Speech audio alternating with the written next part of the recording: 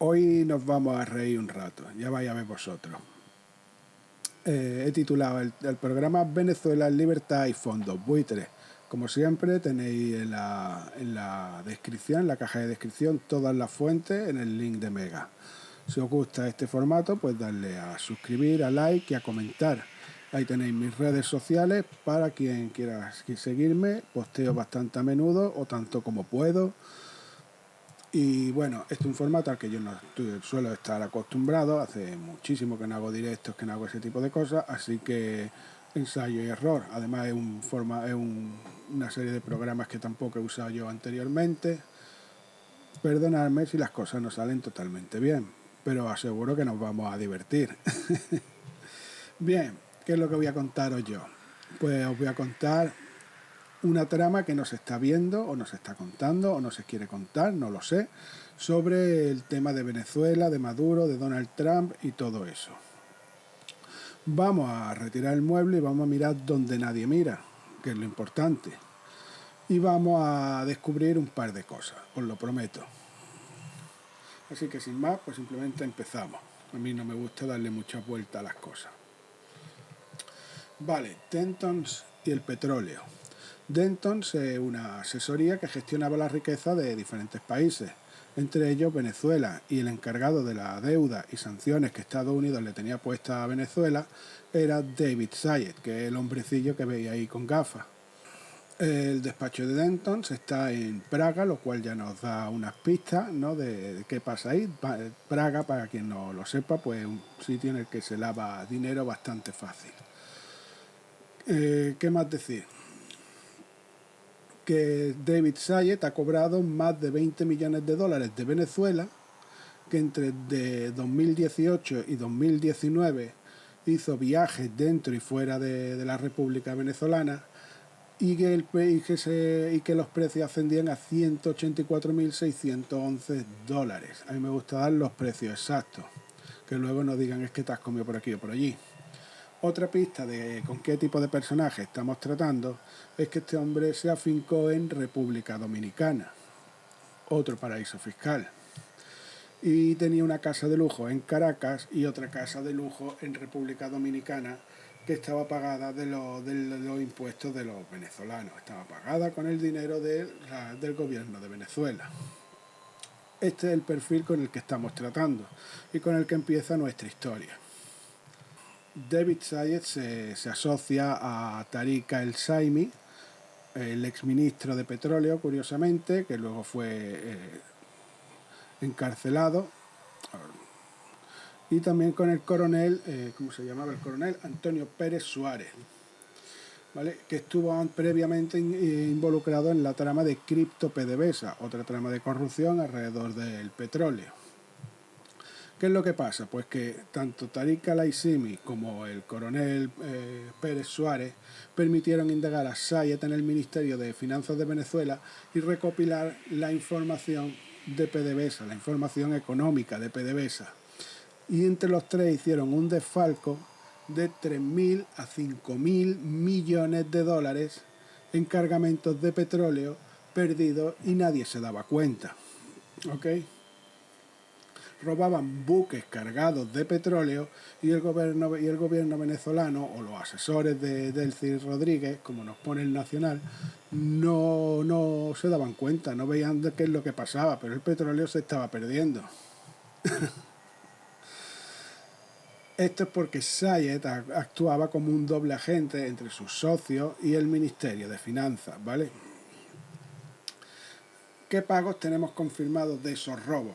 Los pagos, por llamarlos de alguna forma. Pues el 9 de marzo del 2020, que es el documento que tenéis en pantalla, el 9 de marzo de 2020, 500.486,40 dólares a través de intermediarios de crudo de PDVSA.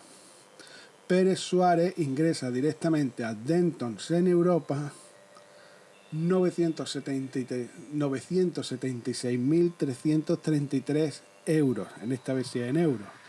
Y durante el 2022 hubo diferentes pagos de 2,9 millones, o sea, 2,9 millones diferentes veces, de euros en este caso también, de PDVSA a Dentons a espalda del gobierno.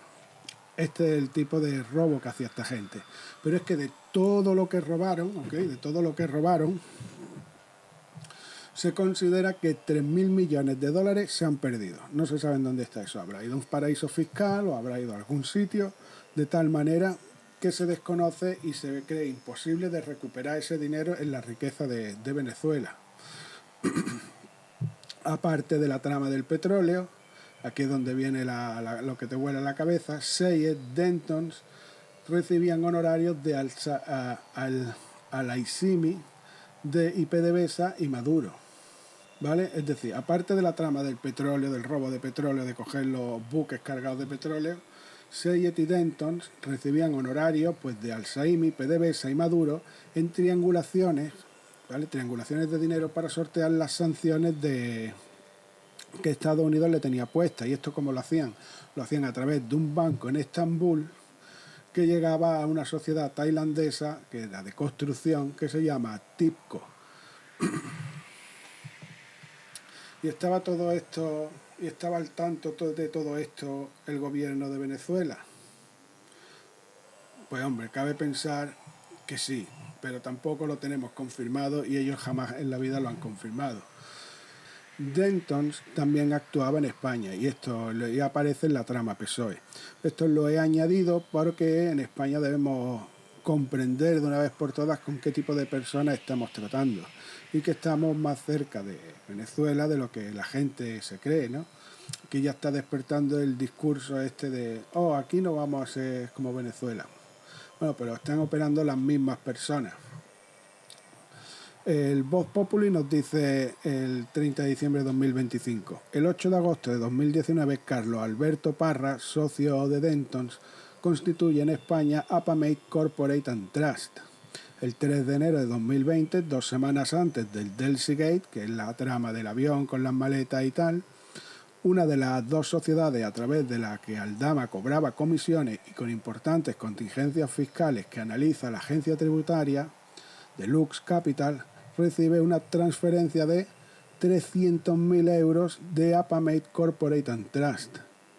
Según recoge el informe de la UCO, el 3 de enero de 2020 es el mismo día en el que llegan los 104 lingotes de oro por valor de 68 millones de dólares a Caracas, según el acuerdo entre Aldama y Delcy que revela un informe de la Guardia Civil.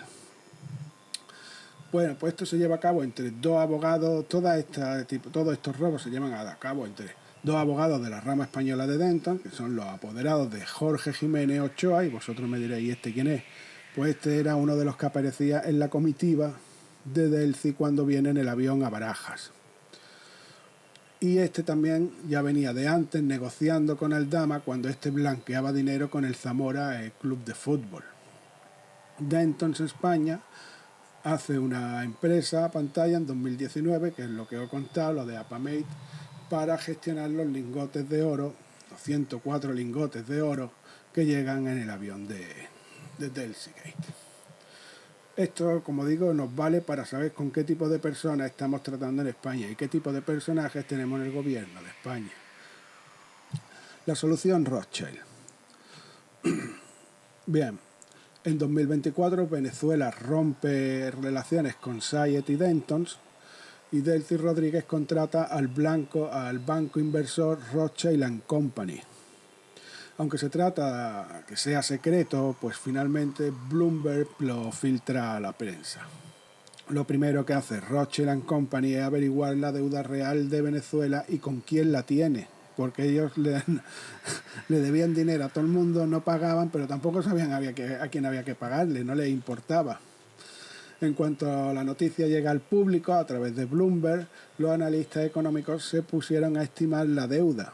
La Universidad de Denver, que tenéis el informe que tenéis aquí en la pantalla con el esquema, lo tenéis también en el link de la descripción.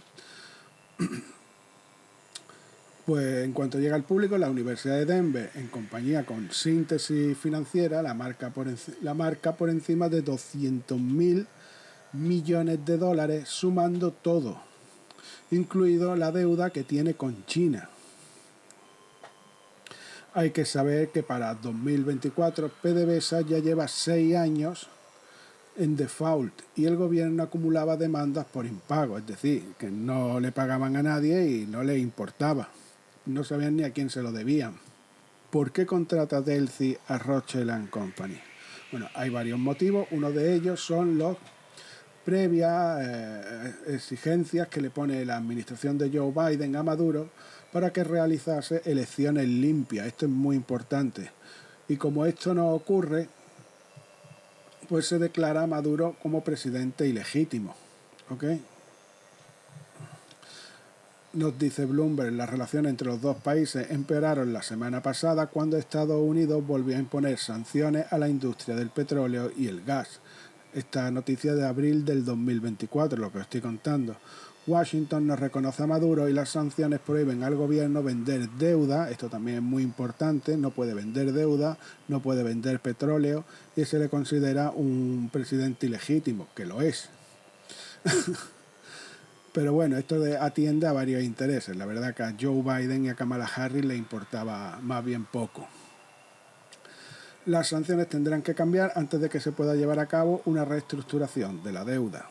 Es decir, hasta que las sanciones no cambien, Rothschild & Company lo único que está haciendo es de contable.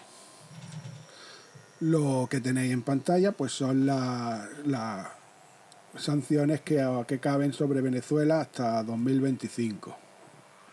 ¿Ok? Tanto de la Unión Europea como de Estados Unidos. Esta presión y la realidad que ponía sobre la mesa Rothschild & Company, la deuda grandísima e impagable, llevan a las famosas elecciones del 28 de julio de 2024. Edmundo sale elegido, sin embargo Maduro usurpa el poder y el presidente electo acaba huyendo a España en una trama que está poco clara y en la que está envuelto Zapatero también como mediador. Acto seguido las sanciones se endurecen, que son las que tenéis aquí puestas en pantalla, y se suma la Unión Europea al aislamiento de Venezuela. La situación de Venezuela, acorde al informe que hace Denver, acorde al que hace Denver y a cualquiera que mire 2 veces las noticias, pero vamos, la situación es insostenible. No, y aquí esta tabla me ha llamado bastante la atención porque tenemos a Irán y a Nicaragua, que son nombres que han salido últimamente también en la lista de Trump. Y es curioso que Venezuela entra en default en tiempo de paz. Peacetime, pone ahí. Ninguno de los otros países entra en tiempo de paz, solo Djibouti y Arabia Saudí.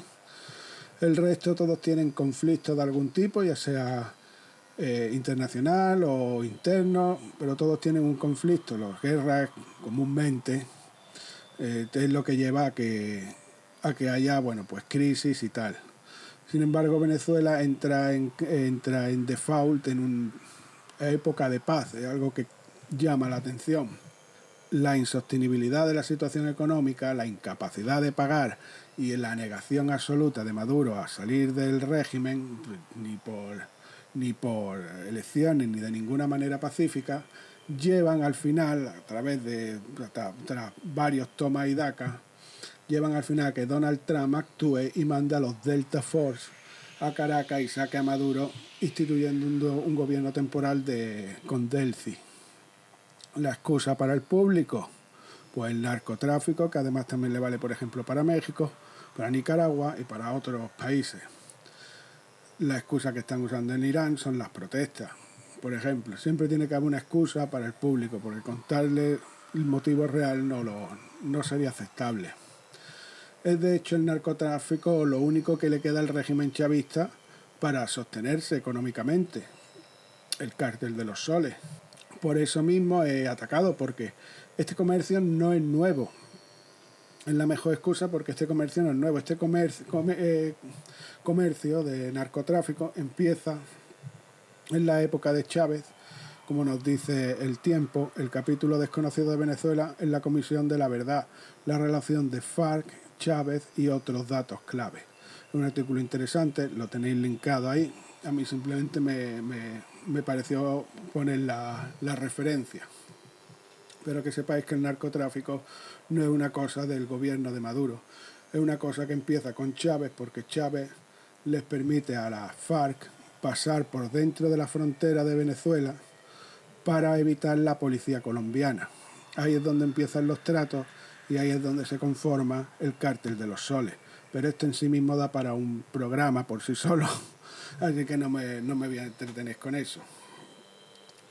¿Qué propicia esta cadena de eventos que os he contado? El robo del petróleo, la deuda que se agranda y que es impagable, hasta la situación en la que se tienen que dar elecciones porque Maduro no quiere salir de forma pacífica. Las sanciones son tantas que finalmente acepta hacer elecciones, aunque aquí todos sabíamos que no iba a dar el brazo a torcer, que se iba a quedar.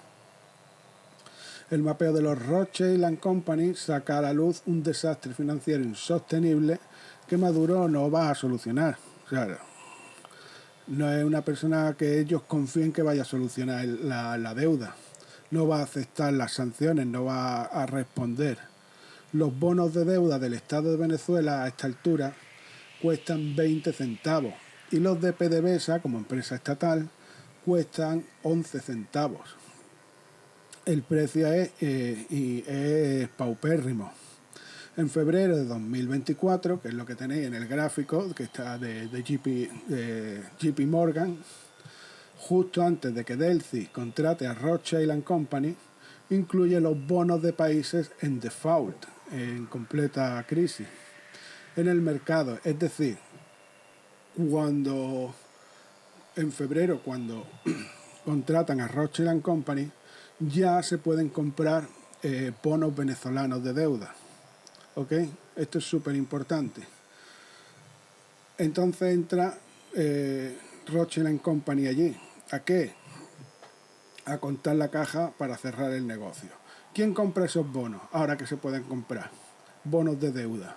Los compran, seguro que ya sabéis quiénes son, BlackRock, Greyrock, T. Rowe Price, Fidelity, Jimmy O.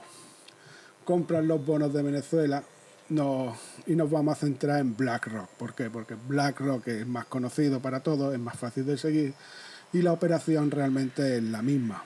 Yo he dejado en los links de abajo algunas líneas por si alguien quiere ver cómo hicieron los demás. Las otras compañías, GMO, Fidelity o Greylock u otros muchos que también hubo. Pero BlackRock es más conocido, así que yo me voy a centrar en BlackRock. Ese titular de Radio Televisión Española lo he puesto otra vez para que sepamos con quién estamos lidiando. Un año de la polémica victoria de Maduro en Venezuela hasta sin publicar oposición en el exilio y protesta. La polémica victoria de Maduro es lo que dice Radio Televisión Española. Ese es el tipo de gente que nos gobierna y esa es la gente con la que se relaciona. Me ha parecido muy curioso. ¿Qué es lo que pasa entonces? Que Maduro, para ganar tiempo y espacio, convoca las elecciones y en junio de 2024 convoca las elecciones en julio, ¿no? El 28 de julio. Pero un mes antes, en junio de 2024, se monta un ciclo de inversores en la City de Londres, que se llama así: Gobernanza, Deuda, Seguridad Energética, Venezuela y la región del Caribe. ¿Quién organiza el ciclo de inversores? Lo organiza Dentons. ¿Y quién va allí? Pues va allí David Sayed. Se dan encuentros múltiples inversores y los consejeros de Denvasor Partnership LLP. Vosotros diréis, ¿y estos quiénes son? Son una gente, un grupo de embajadores y ex embajadores que se dedican a mediar entre los fondos, los gobiernos, los bancos, gente del comercio particular, etcétera. Por ejemplo, estos son los que mediaron entre Trump y Zelensky, ¿ok? Para que tengáis una idea. El evento se promocionó como una apertura de Venezuela propiciada por las nuevas elecciones del país, aunque verdaderamente estaba propiciada por ese permiso que habían recibido, que ahora sí se podían comprar deuda a través de lo que hizo JP Morgan. Ya si os vais dando cuenta, estamos viendo por dónde va el asunto y cuál es el verdadero interés de la interacción, de las elecciones y de todo esto que hemos estado viendo. Si os dais cuenta, la razón, la prensa en general lo vende, este ciclo lo vende así, ¿no? La volatilidad a la que está sometido el orden mundial actual, con dos conflictos simultáneos en Europa y en Oriente Medio, refiriéndose a Ucrania y a Gaza, que han afectado a los precios de la energía y a las cadenas de suministro, han hecho que los inversores internacionales posen su mirada sobre Venezuela, como un país periférico capaz de contribuir a la estabilización y la prosperidad en beneficio de la economía global. Claro que sí, porque tiene un montón de petróleo muy barato. Inversores y compañías energéticas, entre otros, participaron este 10 de junio en el ciclo de conferencias titulado Gobernanza, Deuda, Seguridad Energética, Venezuela y la región del Caribe, en el prestigioso Royal Automobile Club, en el Pall Mall, a escasa distancia del Palacio de Buckingham. Un encuentro organizado por Dentons, The Ambassador Partnership LLP, al que asistieron entre otros Félix Plasencia. ¿Quién es Félix Plasencia? Félix Plasencia es el embajador de Venezuela en Reino Unido y otro de los que venía en la comitiva también de Delphi Gate. Este evento impensable en la última década debido al aislamiento internacional desde 2017 es un claro mensaje de que se está produciendo un cambio en el escenario internacional. Esto es como la prensa te lo vende, no te lo oculta si lo lees entre líneas. Vale, ahora vamos a volver a 2016, un año antes de que empiece la historia que yo os he estado contando. Esto que tenía en pantalla es un informe de 2016 del Banco Mundial y Rothschild & Company. Este informe hace una lectura de la situación económica de diferentes países y cómo de interesantes son para el mercado de deudas externas.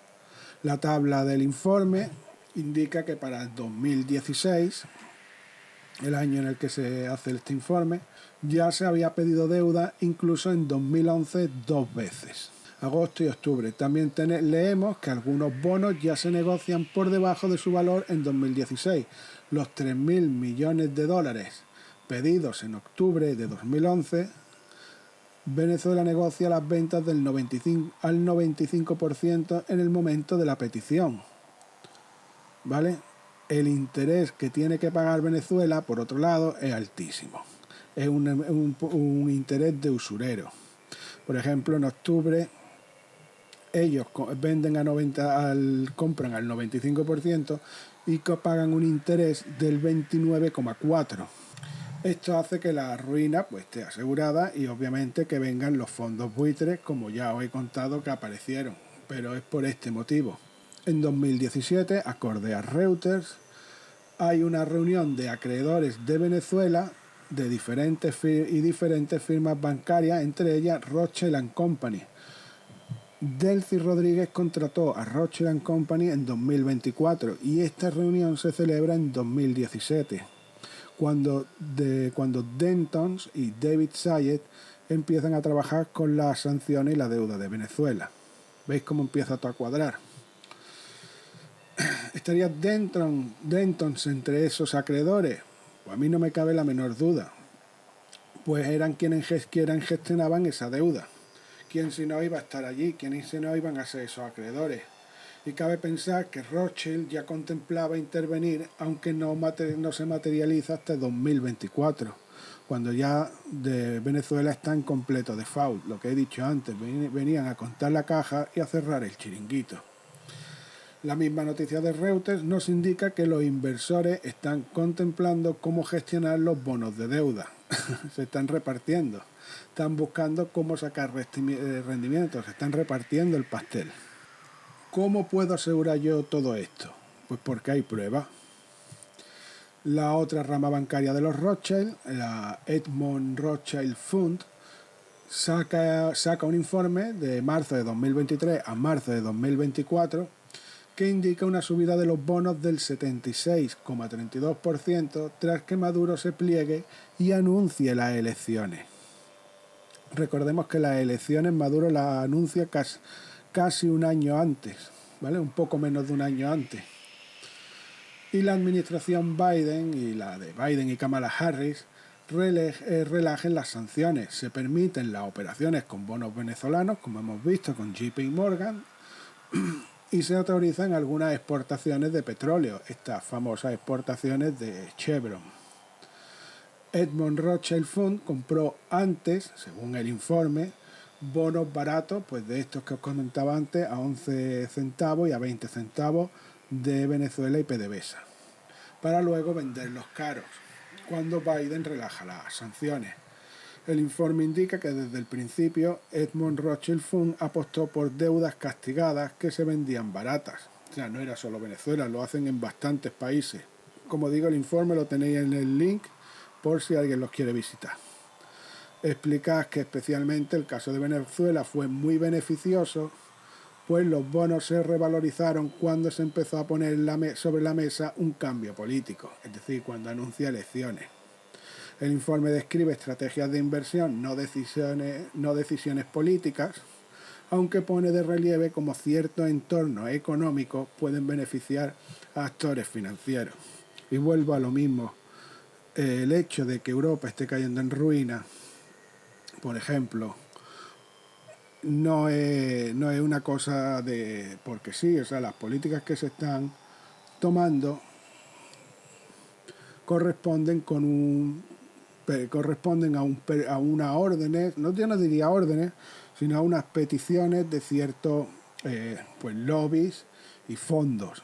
Es decir, todo esto fue una línea trazada, una operación trazada, al menos desde 2016 que nosotros sepamos, o que yo pueda haber averiguado, en la que los fondos y bancos buscaban su propio beneficio.